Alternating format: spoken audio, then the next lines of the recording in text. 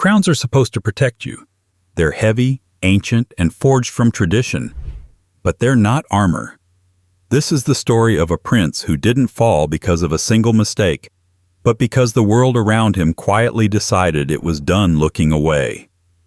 No guillotines, no exile boats, just doors closing, titles vanishing.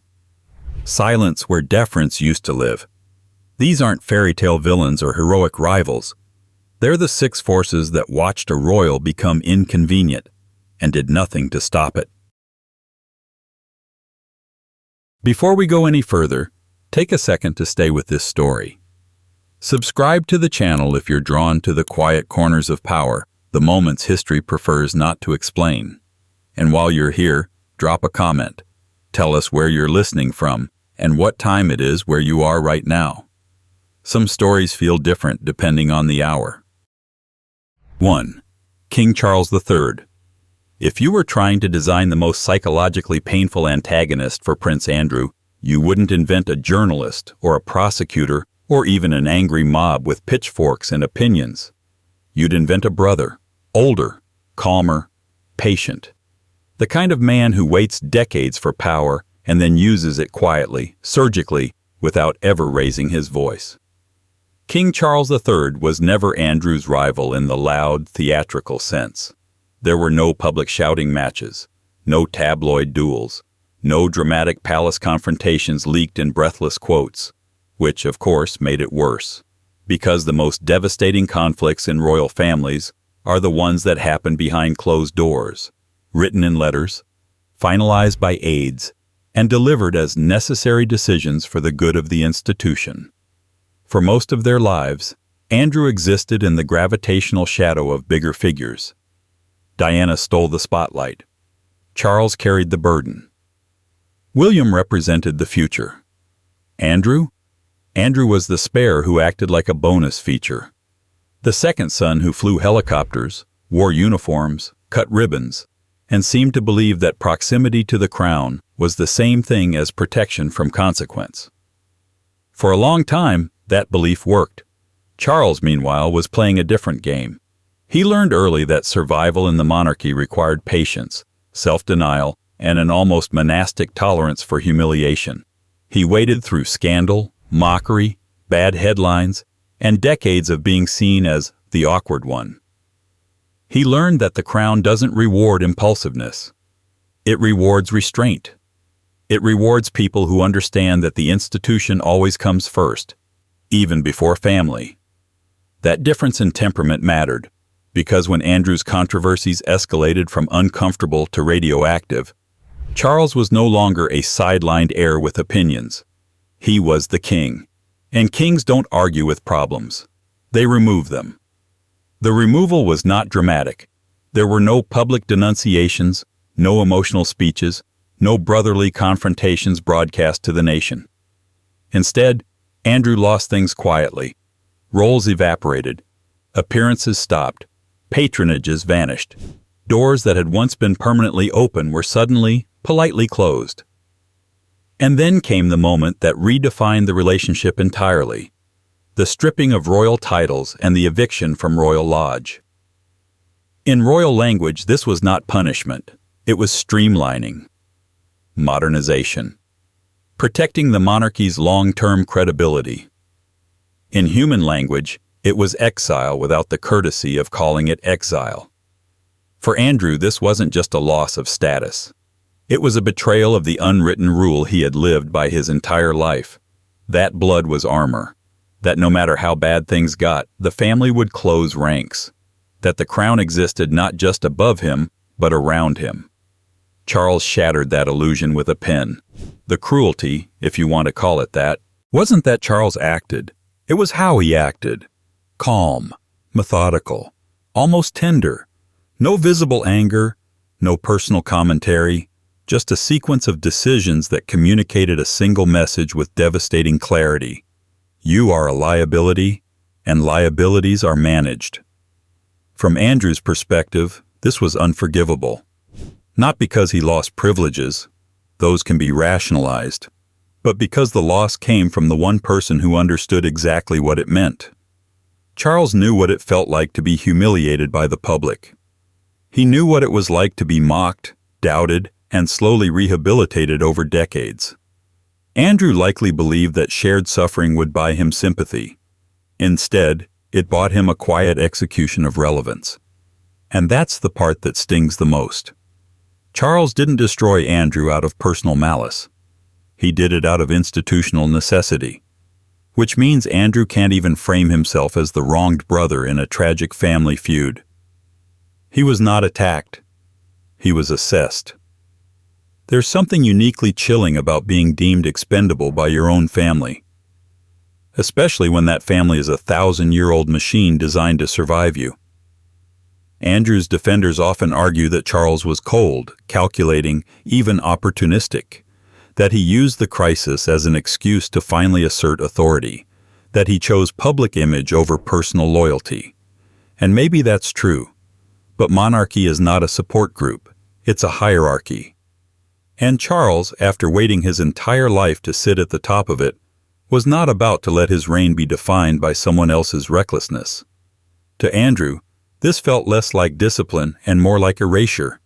No uniform, no official role, no place in the story. A prince reduced to a footnote his own brother was trying to quietly delete.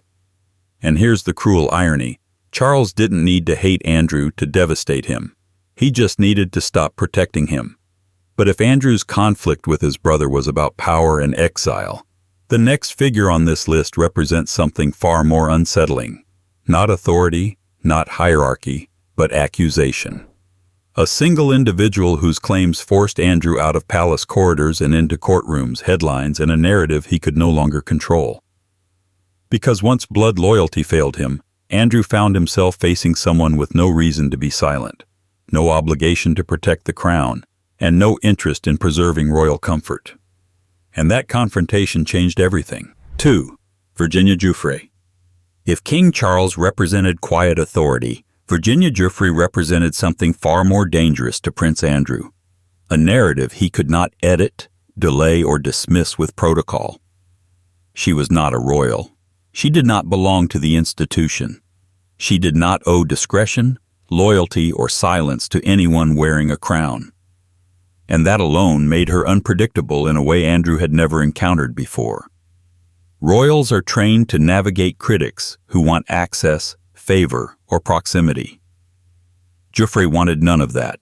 She wanted to be heard. And hearing her meant Andrew lost control of the story. For a man raised inside a system that survives on managed perception, this was existentially terrifying. From the beginning, Andrew's posture toward Giuffre was not conciliatory. It was adversarial, defensive, procedural. Every statement issued on his behalf was engineered to deny, deflect, and discredit without ever engaging emotionally. The language was stiff, legalistic, and cold, as if reducing the situation to paperwork might drain it of moral weight. But narratives don't work like that, especially not in the modern media ecosystem. Giuffre's claims didn't just challenge Andrew's version of events. They challenged the mythology of royal untouchability. The idea that certain people exist above consequence had always been implied, rarely tested, and almost never pierced by someone with no title at all. She didn't just accuse a man, she accused a system of protecting him. Andrew's response only deepened the problem. His public denials, particularly in interviews meant to set the record straight, landed with the grace of a lead balloon. Instead of projecting clarity, they projected detachment. Instead of reassurance, they created disbelief. Viewers didn't hear confidence. They heard someone who seemed insulated from the emotional gravity of the situation. And insulation is a dangerous thing when the world is demanding accountability. Behind the scenes, the conflict hardened. Lawyers replaced courtiers. Statements replaced silence. Every move became strategic. There was no room for apology without admission, and no admission without consequence. So Andrew stayed locked in denial, a position that might work in a palace, but collapses in the open air of public scrutiny. What made Giuffre especially threatening to Andrew's sense of self was that she didn't behave like the villains he'd been trained to expect. She wasn't deferential. She wasn't intimidated. She didn't soften her tone for the sake of royal comfort. She spoke plainly, emotionally, and persistently. That persistence kept the story alive long after the palace wanted it to fade. And Andrew, who had spent his life assuming time would eventually smooth things over, misjudged this completely. Time did not help. Time sharpened the contrast. Each year that passed made his silence louder, his absence more conspicuous, and her voice more entrenched in the public consciousness. To Andrew, this likely felt profoundly unfair. In his mind, he was being judged not in a court of tradition or honor, but in a court of opinion, a place where nuance goes to die and reputations are devoured whole. He wasn't fighting a single person anymore. He was fighting an idea, that power does not grant immunity, and that idea is lethal to royalty. The real damage, though, wasn't legal. It was symbolic. Giuffre forced Andrew into a position no royal ever wants to occupy: defensive explanation. Once a prince is explaining himself, the mystique is already gone. Once he's reacting rather than being deferred to, the hierarchy has inverted. Andrew tried to reclaim control by leaning on the familiar tools of authority: lawyers, statements, silence.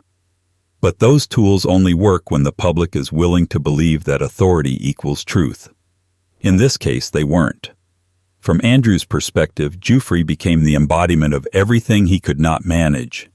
She didn't fear the crown. She didn't accept its version of events by default. And she didn't disappear when things got uncomfortable. Hatred might be too strong or too simple a word, but hostility? Absolutely. Because Giuffre didn't just accuse Andrew of wrongdoing, she exposed the fragility of the system that had always protected him. And once that fragility was visible, others began to look closer too. The palace could isolate Andrew from ceremonies. His brother could remove titles. But Giuffre did something far more corrosive. She invited the public to decide for themselves. And once that invitation was accepted, Andrew found himself facing a new opponent. Not a single person, not a legal adversary, but millions of ordinary people who no longer saw him as a prince at all. They saw him as a question. And the British public, as it turns out, had answers of its own. Before the story moves on, pause for a moment. If you're still here, you're exactly who this channel is for. So subscribe and stay with us as these threads tighten. And while you're listening, leave a comment. Tell us where you are in the world and what time it is right now. Some truths land harder depending on the hour. 3. The British public. Public opinion. If Virginia Giuffre cracked the illusion, the British public shattered it. For Prince Andrew, this was the most bewildering enemy of all because it wasn't a person. You can negotiate with a person. You can sue a person. You can wait out a person. But you cannot outmaneuver a collective mood once it turns against you. Public opinion doesn't knock on palace doors. It doesn't request statements. It simply decides, and then moves on without asking permission. For decades, Andrew had lived comfortably inside a royal paradox, being highly visible without being closely examined. He cut ribbons. He wore medals. He smiled for cameras. He existed in the background noise of monarchy, where familiarity breeds indifference rather than scrutiny. The public didn't love him, but they didn't need to. Indifference was protection. That protection evaporated. When controversy hardened into sustained attention, the public didn't respond with nuance or patience. They responded with fatigue. Fatigue with explanations. Fatigue with excuses. Fatigue with a man who seemed permanently insulated from consequences that applied to everyone else. And once fatigue sets in, empathy doesn't stand a chance. Poll numbers became the new mirror, and the reflection was brutal. Andrew wasn't just unpopular, he was radioactive. Support didn't merely decline, it collapsed. In a culture that increasingly questioned inherited privilege, he became a symbol of everything people resented: entitlement without accountability, status without service, silence without humility. What likely shocked Andrew most was not the criticism itself, but how ordinary it was. There were no riots, no dramatic confrontations, just a steady, relentless withdrawal of goodwill. The public didn't rage at him, they dismissed him. And dismissal, for someone raised to believe their presence mattered, is devastating. This wasn't outrage culture, it was something colder. A consensus that he was no longer worth defending. Andrew's defenders often argue that the public was unfair, that he was tried in headlines rather than in measured deliberation. And perhaps that's partially true. But public opinion is not a courtroom. It's a weather system. It doesn't care about procedural fairness. It reacts to patterns, impressions, and emotional truth. And emotionally, the public had decided they were done. Every appearance became a problem. Every photograph sparked commentary. Every attempt at normalcy was read as tone deaf. When Andrew withdrew from public life, it wasn't seen as dignity. It was seen as confirmation. When he stayed silent, it wasn't restraint. It was avoidance. There was no move left that didn't reinforce the narrative. And narratives, once set, are nearly impossible to reverse without a gesture so dramatic it risks destroying what little remains. Andrew never made that gesture. Whether out of pride, fear, or calculation, he chose stasis. And stasis is fatal in the court of public opinion. What made this especially painful was that the public wasn't supposed to have this much power over him. In Andrew's world, the crowd was background noise. A blur behind barricades, a chorus that cheered on cue. Suddenly, that same crowd was dictating outcomes. Their disapproval gave cover to decisions once unthinkable. Titles could be removed. Roles could vanish. Doors could close. The public didn't just dislike Andrew. They made him inconvenient. And institutions hate inconvenience. From Andrew's perspective, this felt like betrayal on a national scale. He had served. He had shown up. He had existed as required. And now the very people who once waved flags were questioning why he was ever there at all. There was no loyalty to appeal to, no shared history that mattered anymore. The crowd had moved on. But public opinion rarely operates alone. It feeds on something. It amplifies voices. It borrows language framing an outrage from somewhere else. And in Andrew's case, that somewhere else was an industry that thrives on scrutiny, thrives on contradiction, and thrives most when powerful people make themselves vulnerable. Because once the public turned, the British press smelled blood in the water.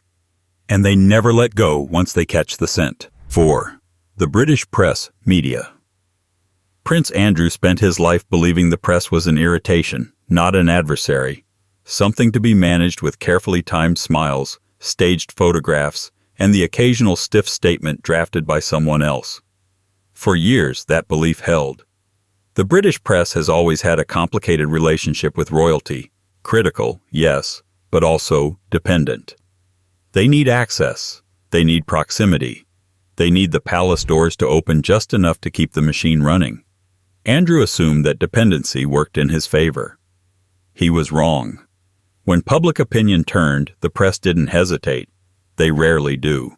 The same outlets that once treated him as background decor, the predictable spare in uniform, rebranded him overnight as a problem worth pursuing.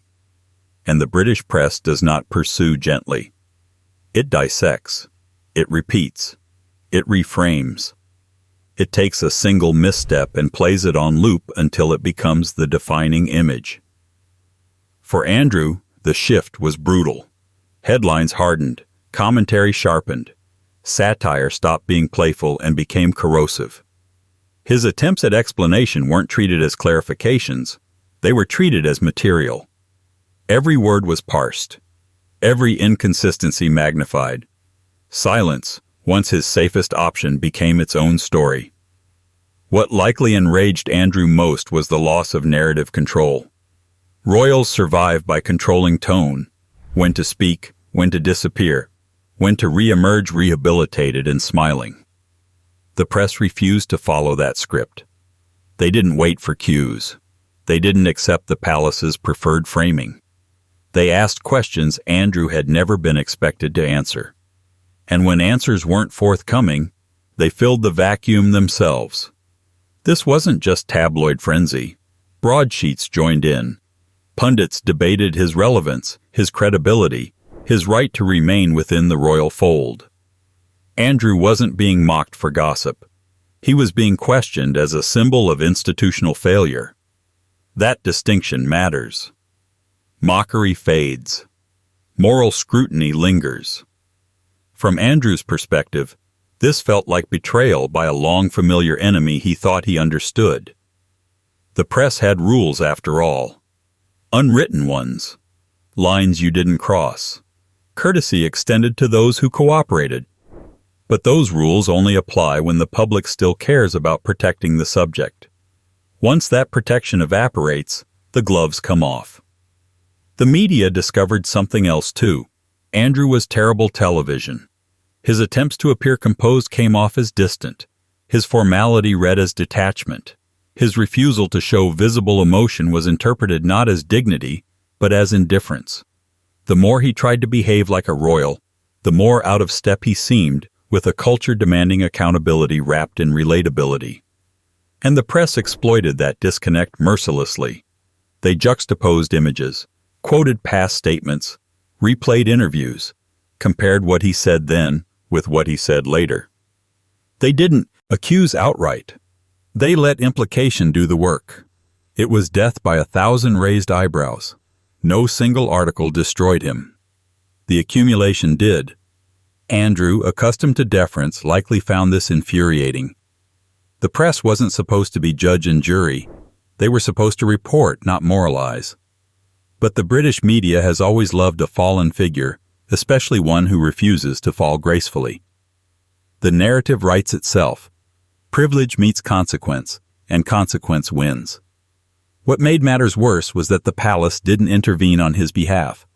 There were no forceful defenses, no coordinated pushback. That silence spoke volumes. To the press, it was a green light. To Andrew, it was abandonment. He became safe to criticize. And once someone becomes safe to criticize, the criticism escalates. The press didn't just reflect public anger. They amplified it. They gave it language. They gave it focus. They turned vague dissatisfaction into structured condemnation. Andrew wasn't just disliked anymore.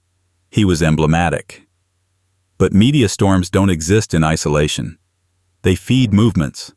They energize groups who see an opportunity to push further, louder, and more aggressively than the press ever could alone. And while Andrew was busy resenting headlines and columnists, a different kind of opposition was organizing. One that didn't care about clicks or circulation, only about dismantling the very institution that had once protected him. 5. Republic, British Republican Pressure Group. Prince Andrew never had to worry much about activists. Protesters existed on the fringes of royal life, distant figures with placards, predictable slogans, and little real influence. They made noise, sure, but noise fades. Institutions don't. Or so he believed. Republic was different, not because it was loud, but because it was patient. Republic didn't care about Andrew as a person. That distinction matters. The British press cared about scandal. The public cared about disappointment. Republic cared about precedent, about leverage, about using Andrew as a case study in why hereditary power should no longer exist at all. To them, he wasn't a disgraced prince. He was an argument. And arguments don't need sympathy. From the moment Andrew became a liability, Republic moved with surgical focus. They didn't speculate. They didn't indulge in gossip. They issued demands, investigations, removals, accountability. They framed Andrew not as an exception, but as evidence. Proof that the monarchy protects its own until public pressure becomes unbearable. That framing was devastating, because Andrew could dismiss journalists as sensationalists. He could dismiss polls as fickle. But Republic's language was institutional, legalistic, policy-oriented. They weren't asking whether Andrew was likable. They were asking why he still had privileges at all. Every statement they released carried an implicit accusation. If this man still benefits from royal status, then the system itself is compromised. For Andrew, this was infuriating in a way criticism rarely is. Republic wasn't attacking his reputation. They were attacking the foundation of his identity, his right to exist as a royal figure, his inherited legitimacy, his lifelong assumption that status was permanent. They called for the removal of titles. They questioned ceremonial roles. They demanded transparency around funding, security, and privilege. Each demand chipped away at the quiet agreement that royals are insulated from the consequences faced by ordinary citizens. And unlike tabloids, Republic didn't move on when the news cycle shifted. They stayed. They waited. They resurfaced whenever the opportunity arose. Andrew's name became a recurring feature in a broader campaign to shrink, reform, or abolish the monarchy itself. To Andrew, this must have felt deeply personal, even if it wasn't meant to be. He wasn't just being criticized, he was being weaponized. His situation was no longer about him. It was about what he represented: unchecked inheritance, opaque power, and a culture of deference that no longer fit modern Britain. That's a uniquely humiliating position to occupy. Republic didn't want Andrew redeemed. Redemption would weaken their case. They wanted him visible enough to illustrate the problem, but diminished enough to prove their point. In a strange way, they needed him, not as a man, but as a symbol of decay, and symbols don't get second chances. What likely angered Andrew most was how effective this was. Republic didn't need access to palaces. They didn't need leaks. They relied on public records, existing privileges, and the growing discomfort of politicians and citizens alike. They spoke the language of reform, and that language travels far in an era skeptical of inherited authority. Their pressure helped normalize ideas that once seemed radical. Removing titles? Reasonable. Reducing privileges? Sensible. Questioning lifelong benefits? Necessary.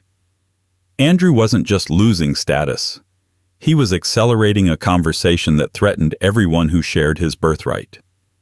From Andrew's point of view, this was betrayal by abstraction. A group of people he'd never meet, never negotiate with, never charm. There was no personal appeal he could make, no tradition he could invoke that would shame them into silence. They weren't impressed by history. They were trying to end it. And here's the bitter irony. Republic's campaign didn't just weaken Andrew. It strengthened the resolve of people in power who were already uneasy defending him. Politicians, ministers, officials who suddenly had cover to speak more openly, more harshly, and more publicly than ever before.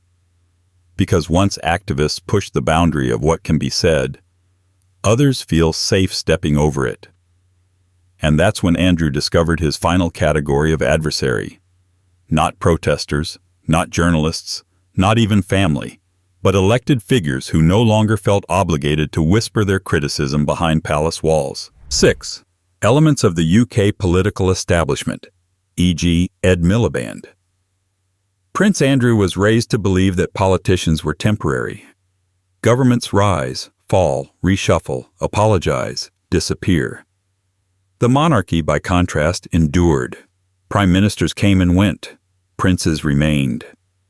That assumption shaped how Andrew viewed political criticism for most of his life. As noise, manageable, fleeting, something that mattered far less than palace approval. That illusion collapsed quietly, then all at once. When figures within the UK political establishment began speaking openly about Andrew, something fundamental shifted. This wasn't tabloid outrage or activist pressure anymore. This was legitimacy being questioned by people whose power did not come from birth, but from votes.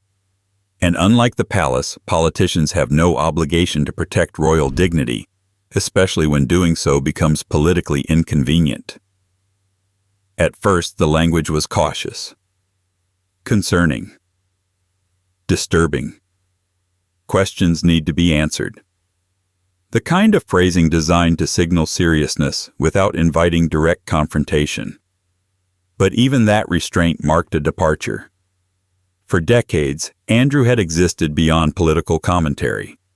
Royals were off-limits, politely fenced off from parliamentary discourse unless absolutely necessary. Suddenly, he was necessary. Figures like Ed Miliband and others didn't attack Andrew as a person. They attacked the circumstances surrounding him, the use of resources, the appearance of special treatment, the implications for public trust. This distinction mattered. By framing their criticism around systems rather than scandal, politicians avoided sensationalism while still landing the blow. Andrew wasn't being condemned, he was being audited, and audits are merciless. What made this especially damaging was how it aligned with everything else. Public anger, media scrutiny, activist pressure. The political class didn't create the storm. They legitimized it. Once elected officials voiced concern, Andrew's situation stopped being a royal matter and became a public one. Accountability shifted arenas. From Andrew's perspective, this was intolerable. Politicians were not his equals. They weren't part of the hierarchy he understood. They weren't supposed to comment on his conduct at all, let alone question the allocation of protection, funding, or privilege associated with his status. But politicians operate on incentives, not reverence. And defending Andrew offered none. Criticizing him, on the other hand, was safe, even profitable. It signaled moral seriousness without much risk. The monarchy, already strained, wasn't eager to retaliate. The public largely agreed. Andrew had become a political liability without ever holding office. An impressive feat. The deeper insult was that politicians framed their concern as boring, procedural, administrative. No outrage, no spectacle. Just the suggestion that rules should apply evenly, that exceptions should be justified, that optics matter in a democracy. Andrew wasn't scandalized, he was scrutinized. And scrutiny strips away mystique faster than outrage ever could. This wasn't personal animosity, it was something colder. Indifference paired with obligation. The sense that Andrew wasn't important enough to protect, but significant enough to manage. A problem to be minimized, not a person to be defended. In many ways, this was the final inversion. Andrew had spent his life above politics. Now politics was above him. Not dramatically, not ceremonially, but practically. Decisions about his security, his funding, his public role were no longer made solely with royal comfort in mind. They were weighed against public accountability. For a man raised to believe his status was fixed, this was the ultimate destabilization. And here's the cruel symmetry. Andrew's fall didn't require a single declared enemy. Not one person needed to say they hated him. His relevance eroded through alignment.